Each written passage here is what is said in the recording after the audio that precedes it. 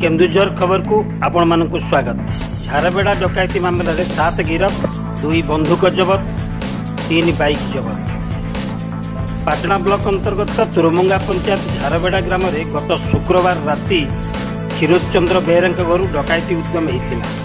डकैत माने घरे पशिथिबा जानी घर लोक माने पार्टी करिबारु डकैत माने क्षीरोद बेहरा एवं तांको झियो को बंधुक बेंचर पिटी सेमानंक ठार 2 मोबाइल छड़ाई नहीं फेरार होते।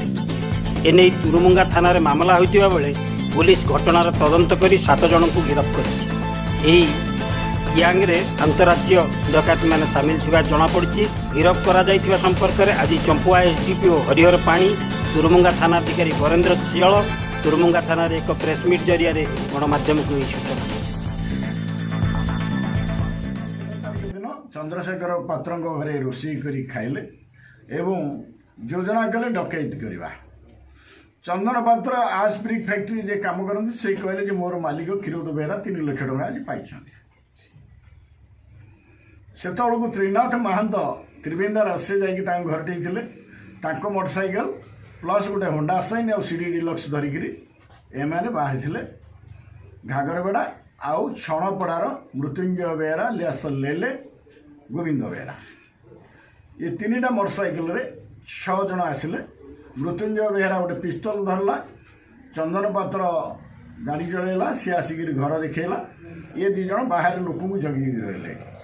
एमानठू 2टा पिस्तल, 3 राउंड जीवंत गुड़ी, भुजाली आ गोटे दाउली कहते से घर से नहीं 2टा मोबाइल फोन बाड़े गोटे झीटार मुंड फटे पिस्तल पछपड़े बाड़े आउ क्षीरोद बेहरा मुंड बाड़े फटे।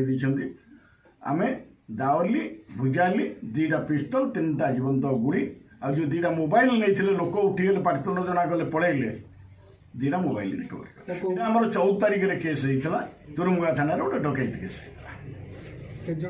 आम 7 जन को अरेस्ट कर 3टा बाइक सीज हो 7 जन लोक अरेस्ट होती। 3टा बाइक सीज हो, 2टा पिस्तल, 3टा जीवंत गुड़ी, जो 2टा मोबाइल चोरी होता से 2टा मोबाइल आ गोटे भुजाली गोटे दावली ये जब्त कर।